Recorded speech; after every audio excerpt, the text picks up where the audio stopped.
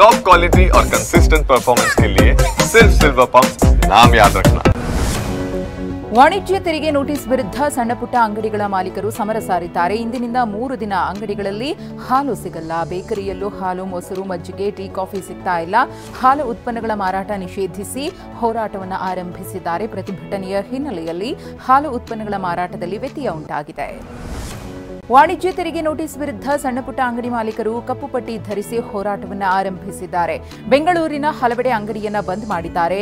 ಇನ್ನೂ ಕೆಲವೆಡೆ ಹಾಲು ಇಲ್ಲದ green tea, lemon tea, black coffee ಮಾತ್ರ ಸಿಗಲಿದೆ ಎಂಬ ಬೋರ್ಡ್ ಅನ್ನು ಹಾಕಲಾಗಿದೆ. 3 ದಿನ ಕಾಫಿ, ಟೀ, ಹಾಲು, ಮೊಸರು ದೊರೆಯುವುದಿಲ್ಲ ಅಂತ ಗ್ರಾಹಕರಿಗೆ ಮನವರಿಕೆ ಮಾಡಿಕೊಡಲಾಗುತ್ತಿದೆ. ಮೊದಲ ದಿನವಾದ ಇಂದು ಹಾಲು ಉತ್ಪನ್ನಗಳ ಮಾರಾಟ ಸ್ಥಗಿತಗೊಳಿಸಲಾಗಿದೆ. ಜುಲೈ 24ರಂದು ಸಿಗರೇಟ್, ಗುಟ್ಕಾ ವ್ಯಾಪಾರ ಬಂದ್ ಮಾಡಲಿದ್ದಾರೆ. ಜುಲೈ 25ರಂದು ಅಂದರೆ 3ನೇ ದಿನ ಸಂಪೂರ್ಣ ಅಂಗಡಿಯನ್ನೇ ಕ್ಲೋಸ್ ಮಾಡಿ ಫ್ರೀಡಂ ಪಾರ್ಕ್ನಲ್ಲಿ ಹೋರಾಟ ನಡೆಸಲಿದ್ದಾರೆ. ಬೆಂಗಳೂರಿನ ಆಡುಗೋಡಿಯಲ್ಲಿ ವ್ಯಾಪಾರಿಗಳು ಕೆಂಡಾಮಂಡಲರಾಗಿದ್ದಾರೆ. 52 ಲಕ್ಷ ಟ್ಯಾಕ್ಸ್ ಕಟ್ಟಿ ಅಂದರೆ ಹೇಗೆ ಕಟ್ಟೋದು ಅಂತ ಪ್ರಶ್ನಿಸಿದ್ದಾರೆ. ಸದ್ಯಕ್ಕೆ %90 ಆನ್ಲೈನ್ ಪೇಮೆಂಟ್ ಆಗ್ತಾ ಇದೆ. ಕೇವಲ %10 ಮಾತ್ರ ನಗದು ಹಣವನ್ನು ಕೊಡ್ತಿದ್ದಾರೆ. ಹೀಗಿರುವಾಗ ದಿಢೀರ್ ವ್ಯಾಪಾರ ತೆರಿಗೆ ಕಟ್ಟಿ ಅಂದರೆ ಹೇಗೆ ಅಂತ ಸಣ್ಣ ವ್ಯಾಪಾರಿಗಳು ಅಳಲು ತೋಡ್ಕೊಂಡಿದ್ದಾರೆ.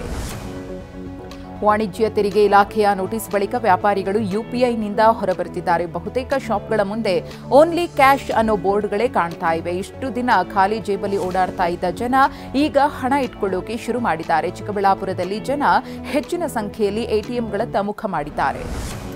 ಸಣ್ಣಪುಟ್ಟ ಅಂಗಡಿಗಳ ವ್ಯಾಪಾರಿಗಳ ಜೊತೆ ಇವತ್ತು ಸಿಎಂ ಸಿದ್ದರಾಮಯ್ಯ ಸಭೆ ನಡೆಸಲಿದ್ದಾರೆ. ಮಧ್ಯಾಹ್ನ 3 ಗಂಟೆಗೆ ಸಿಎಂ ಅಧಿಕೃತ ನಿವಾಸ ಕಾವೇರಿಯಲ್ಲಿ ಸಭೆ ನಡೆಯಲಿದೆ.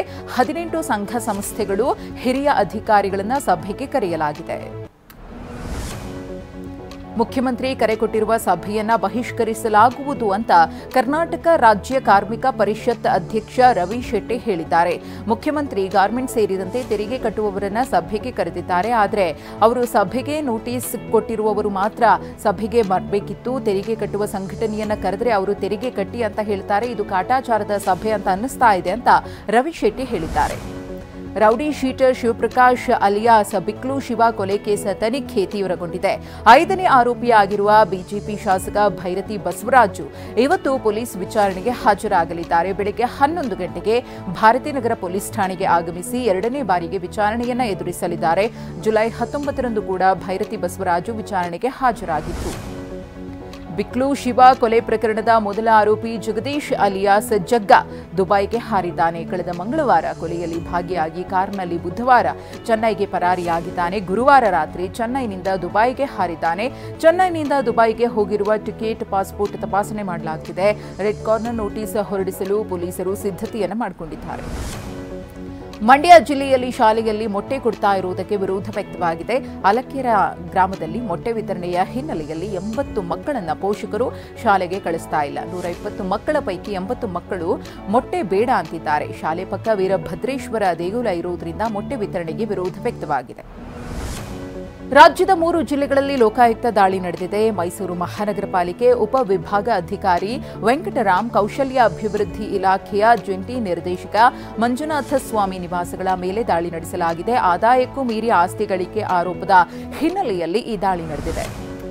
ಬಳ್ಳಾರಿ ಜಿಲ್ಲೆಯಲ್ಲಿ 3 ಕಡೆ ಲೋಕಾಯುಕ್ತ ದಾಳಿ ನಡೆದಿದೆ. ಬೆಂಗಳೂರು ಟೌನ್ ಮತ್ತು rural planning officer Maruti Bagali ಅವರು ಲೋಕಾಯುಕ್ತ ಬಲೆಗೆ ಬಿದ್ದಿದ್ದಾರೆ. ಅತ್ತ ಕೊಪ್ಪಳ ಜಿಲ್ಲಾ ಕೈಗಾರಿಕಾ ಮತ್ತು ವಾಣಿಜ್ಯ ಇಲಾಖೆ ಉಪನಿರ್ದೇಶಕ ಶೇಖು ಚೌಹಾಣ್ಗೂ ಲೋಕಾಯುಕ್ತ ದಾಳಿಯ ಬಿಸಿ ತಟ್ಟಿದೆ. ಶೇಖು ಚೌಹಾಣ್ ಅವರ ಕೊಪ್ಪಳ ಮತ್ತು ಹುಬ್ಬಳ್ಳಿ ನಿವಾಸಗಳ ಮೇಲೆ ದಾಳಿ ಮಾಡಲಾಗಿದೆ. ಚಿಕ್ಕಮಗಳೂರು ಜಿಲ್ಲೆಯ ಶೃಂಗೇರಿಯಲ್ಲಿ ನಿರಂತರವಾಗಿ ಸುರಿತಾ ಇರುವ ಮಳೆಗೆ ರಾಜ್ಯ ಹೆದ್ದಾರಿ ಗುಂಡಿ ಬಿದ್ದಿದೆ. ಇದರಿಂದ ವಾಹನ ಸವಾರರು ಪರದಾಡುವಂತಾಗಿದೆ. ಅರೇನೂರು ಗ್ರಾಮದ ಬಳಿ ಗುಂಡಿ ರಸ್ತೆಯಲ್ಲಿ ಟ್ರ್ಯಾಕ್ಟರ್ ಪಲ್ಟಿಯಾಗಿದೆ. ಟ್ರ್ಯಾಕ್ಟರ್ ಚಾಲಕನಿಗೆ ಗಂಭೀರ ಗಾಯಗಳಾಗಿವೆ. ಆಲ್ದೂರು ಪೊಲೀಸ್ ಠಾಣಾ ವ್ಯಾಪ್ತಿಯಲ್ಲಿ ಘಟನೆ ನಡೆದಿದೆ. ರಾಯಚೂರಿನಲ್ಲಿ ಸುರಿದ ಧಾರಾಕಾರ ಮಳೆಯಿಂದಾಗಿ ಫತೇಪುರ ಗ್ರಾಮದ ಸೇತುವೆ, ಪರ್ಯಾಯ ರಸ್ತೆ ಕೊಚ್ಚಿ ಹೋಗಿವೆ. ಇದರಿಂದ ಫತೇಪುರ, ಜಾಗೀರ, ವೆಂಕಟಾಪುರ ಸೇರಿ 4-5 ಹಳ್ಳಿಗಳ ಸಂಪರ್ಕವೇ ಕಡಿತಗೊಂಡಿದೆ. ರಸ್ತೆ ಕೊಚ್ಚಿ ಹೋಗಿರುವುದರಿಂದ ಕೃಷಿ ಚಟುವಟಿಕೆ ಮಾಡಲು ತೆರಳಲು ರೈತರು ಪರದಾಡುವಂತಾಗಿದೆ. ಮಹಾರಾಷ್ಟ್ರದ ಪಾಲ್ಘರ್ ಜಿಲ್ಲೆಯಲ್ಲಿ ಫುಡ್ ಡೆಲಿವರಿ ಬಾಯ್ ಒಬ್ಬ ವಿಕೃತ ವರ್ತನೆಯನ್ನು ತೋರಿದ್ದಾನೆ. ಫುಡ್ ಡೆಲಿವರಿ ಮಾಡಿ ತೆರಳುವಾಗ ಅಪಾರ್ಟ್ಮೆಂಟ್ ಒಂದರ ಲಿಫ್ಟ್ನಲ್ಲೇ ಮೂತ್ರ ವಿಸರ್ಜನೆ ಮಾಡಿದ್ದಾನೆ. ಸಿಸಿಟಿವಿಯಲ್ಲಿ ಈತನ ದುರ್ವರ್ತನೆ ಸೆರೆಯಾಗಿದೆ. ಈತನನ್ನ ಹಿಡಿದ ನಿವಾಸಿಗಳು ಚೆನ್ನಾಗಿ ಥಳಿಸಿ ಪೊಲೀಸರಿಗೆ ಒಪ್ಪಿಸಿದ್ದಾರೆ.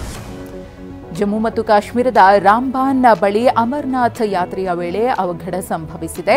ಬಸ್ ಅಪಘಾತಕ್ಕೀಡಾಗಿ 4 ಅಮರನಾಥ್ ಯಾತ್ರಿಗಳು ಗಂಭೀರವಾಗಿ ಗಾಯಗೊಂಡಿದ್ದಾರೆ. ಗಾಯಗೊಂಡ ಯಾತ್ರಿಗಳನ್ನು ಕೂಡಲೇ ಸಮೀಪದ ಆಸ್ಪತ್ರೆಗೆ ದಾಖಲು ಮಾಡಲಾಗಿದೆ. ಉತ್ತರ ಭಾರತದಲ್ಲಿ ಶ್ರಾವಣ ಮಾಸ ಆರಂಭವಾಗಿದೆ. ಹಾಗಾಗಿ ಭಾರತದಲ್ಲಿ ಕನ್ವರಿಯಾಗಳು ಆದಷ್ಟು ಬೇಗ ಗಂಗಾಜಲವನ್ನು ಸಂಗ್ರಹಿಸಿ ತಮ್ಮ ಊರಿಗೆ ಹಿಂದಿರುಗಲು ಈಗ ಪೈಪೋಟಿ ನಡೆಸಿದ್ದಾರೆ. ಹರಿದ್ವಾರದಲ್ಲಿ ಗಂಗಾ ನದಿ ನೀರು ಸಂಗ್ರಹಿಸಲು ಲಕ್ಷಾಂತರ ಮಂದಿ ಆಗಮಿಸಿದ್ದಾರೆ. ತುಂಬಿ ಹರಿಯುವ ನದಿಯಲ್ಲಿ ಅಪಾಯವನ್ನು ಲೆಕ್ಕಿಸದೆ ಲಕ್ಷಾಂತರ ಜನ ಗಂಗಾ ಜಲವನ್ನು ಸಂಗ್ರಹಿಸಿಕೊಳ್ತಿದ್ದಾರೆ ನಡೆಸಿದೆ.